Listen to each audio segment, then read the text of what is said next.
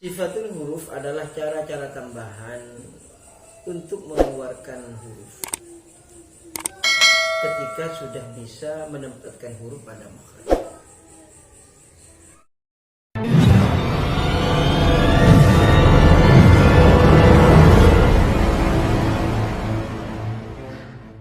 Bismillah, alhamdulillah, salatu wassalamu ala rasulillah sayyidina Muhammadin ibn Abdullah wa ala alihi wa ashabihi wa man tabi'ahum wa wala. La hawla wa la quwwata illa billah. Ba'du. Para teman yang dirahmati Allah Subhanahu wa taala. Insyaallah pada malam hari ini kita akan belajar bersama mulai ayat 109 surah Al-Maidah. Namun sebelum kita belajar bersama ayat-ayat suci Al-Quran Karim, terlebih dahulu kita akan sedikit membahas tentang sifatul huruf. Setelah pertemuan kemarin kita sudah menjelaskan makharijul huruf yang banyaknya ada 17. Sekarang kita akan membahas tentang sifatul huruf.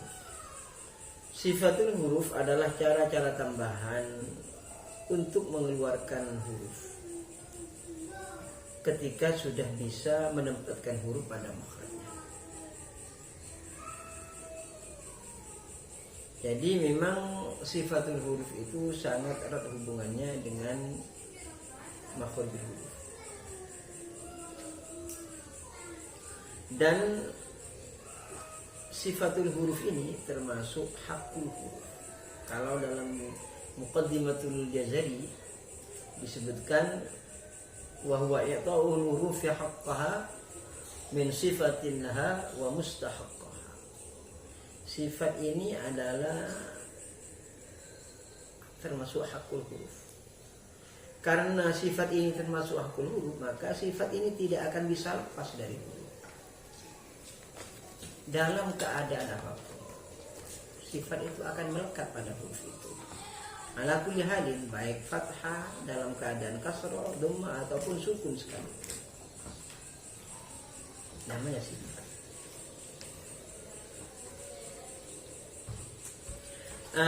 Sementara sifat-sifat huruf tersebut menurut Imam Ibnul Jazari ada 17.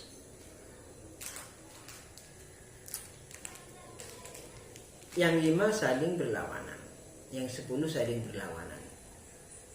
Yaitu dari segi pernafasan, hamas berlawanan dengan jafar. Dari segi suara, ikhawah berlawanan dengan syiddah. Kemudian dari segi posisi pangkal lidah, ini istifal berlawanan dengan istifal. Dan infitah berlawanan dengan idgham. Sementara idlaq berlawanan dengan isbat. Ini 10 sifat yang saling berlawanan. Sementara yang 7 ini tidak mempunyai perlawanan, yaitu safir, qalqalah, lain, inhiraf, takrib, tafasyi dan istiqalah.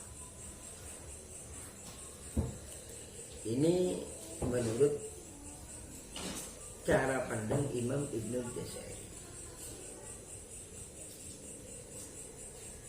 Sementara imam yang lain ada yang mengatakan lebih dari 17 karena memasukkan sifat gunnah.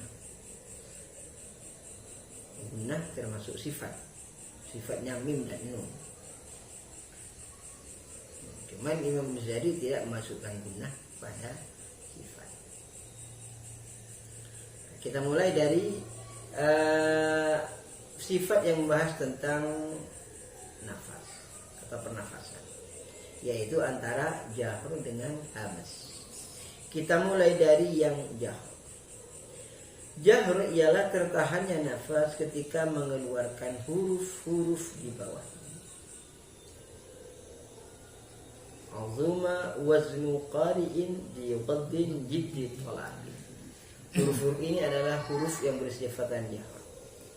Sementara perlawanannya jahur adalah hamas. Hamas ialah terlepasnya nafas ketika mengeluarkan huruf-huruf di bawah ini, yakni fahathahu syakhsun sakan.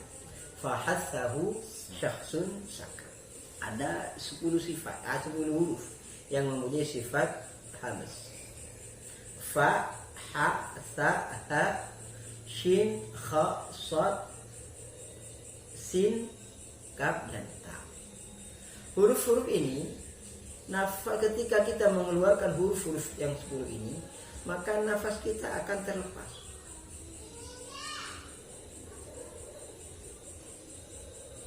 Ada hembusan nafas, ada hembusan angin yang kuat. Itu yang dimaksud hamas.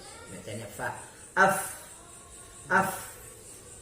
Ini ada hembusan angin yang kuat. Af, af, ha, ah, sa, as, ah, ah. Ini semua akan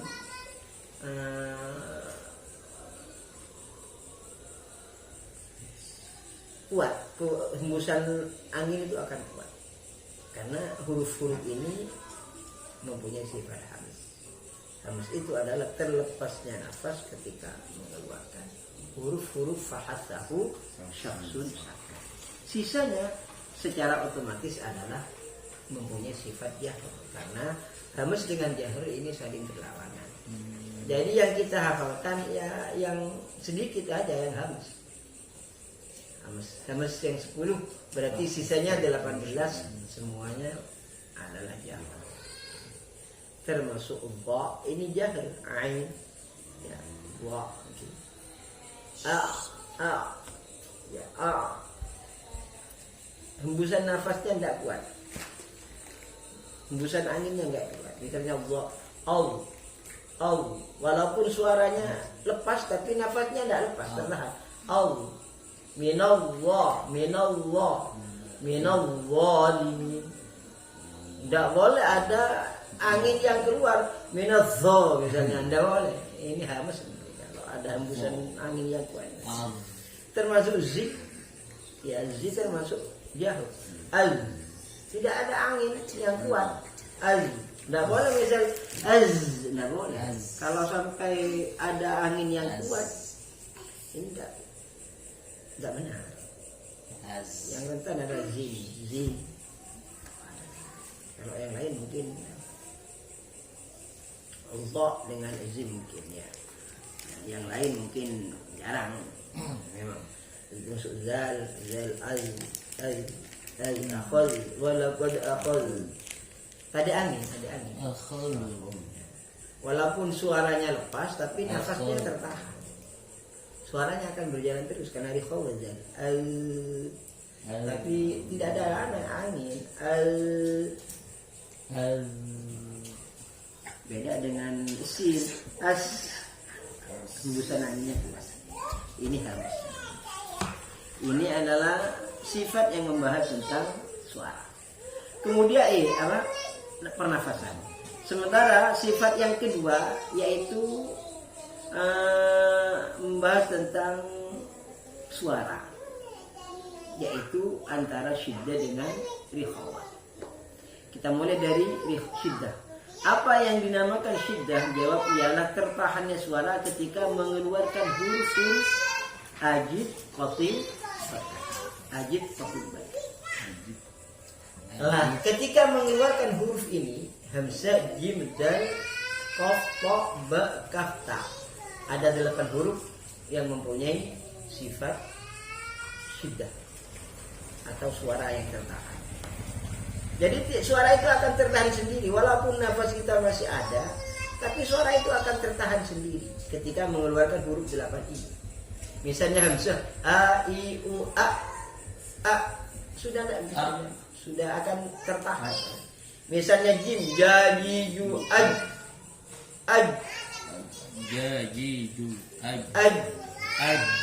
langsung tertahan. Walaupun nafas banyak masih akan tertahan. Nah, misalnya ada orang mengeluarkan huruf jim tapi suaranya berjalan, ini masih sifatnya yang salah. Walaupun mungkin maksudnya betul. Ash misalnya ash cha ji chu ash cha nirwaci misalnya. Ini berarti syiddahnya enggak ada. Dal juga begitu, tertahan semua. Dadidu ad dengan sendirinya akan tertahan, akan berhenti, suara itu akan berhenti. Karena oleh karena itu disebut syiddah. Kemudian perlawanan syiddah ini adalah rikhwah atau rikhwah. Ya sisanya si rikhwah itu terlepasnya suara. Suara itu akan berjalan. Misalnya misalnya misalnya zal al, ya. Misalnya shin ash, misalnya dot au, misalnya dot au, ada suara yang berjalan.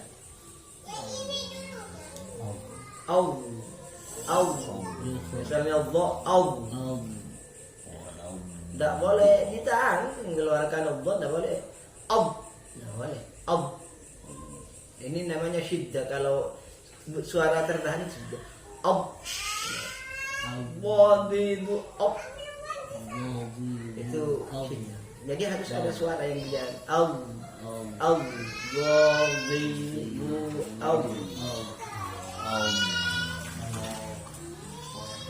Kemudian ada huruf yang mempunyai sifat baina syiddah wa rikhawah, antara syiddah dengan rikhawah, yaitu lin umar. Lin umar ini antara itu, ya, tidak tertahan seperti tertahannya huruf-huruf syiddah dan tidak terlepas seperti terlepasnya huruf-huruf rikhawah. Ini ada 5: lam, nun, ain, mim, ra. Ini disebut baina rikhwin wa syadidin, atau disebut bainiyah, atau ada yang mengatakan tawassud baina syiddah wa rikhawah.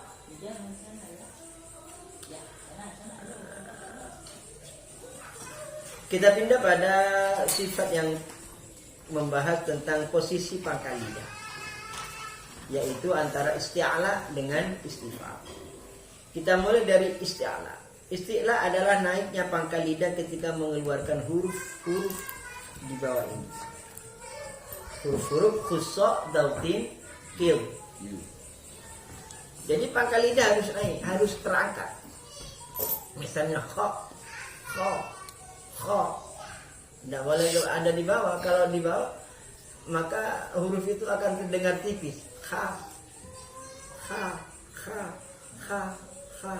Tapi harus dinaikkan pangkal lidah. Kho. Misalnya qaf, pangkal lidah dinaikkan. Kalau ada di bawah, ka akan terdengar tipis. Tapi dinaikkan. Ko.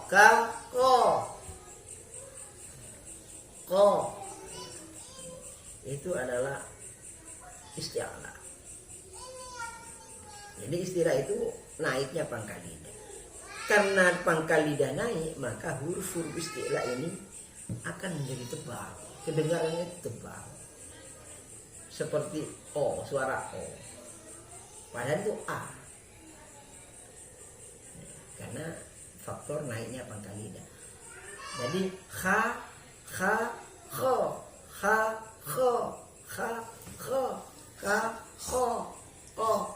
sa, wo. Tetap A. Harokatnya tetap A, tetap fathah. Tapi karena naik pangkal lidahnya sehingga terdengar kho, tebal, seperti O. Tapi bukan O, tetap A.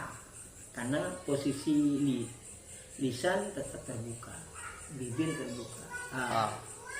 Bukan O. Nah, sementara perlawanan dari isti'la ini adalah istifal. Istifal ini ya pangkal lidah turun, ada di bawah, maksudnya tidak naik. yaitu selain huruf khusus dautin kil. Jadi yang kita hafalkan yang sedikit antara jahar dengan hamz, kita hafalkan yang hamz yang 10 fa'atahu satu saat. Antara syiddah dengan dikhawa kita hafalkan yang syiddah karena hanya 8. Ajid, qatim, bakat. Sementara antara isti'la dengan istifal kita hafalkan yang isti'la karena hanya 7. Berarti sisanya 21. Istifalnya 21 huruf tidak usah kita hafalkan. Kita hafalkan yang sedikit. Sisanya berarti secara otomatis punya perlawanannya. Mungkin ini sementara yang bisa kita bahas malam ini. Insyaallah kelanjutannya kita bahas pada pertemuan yang akan datang, yaitu antara idbaq dengan infitah dan ismat dan idlaq. Antara ismat dan idlaq.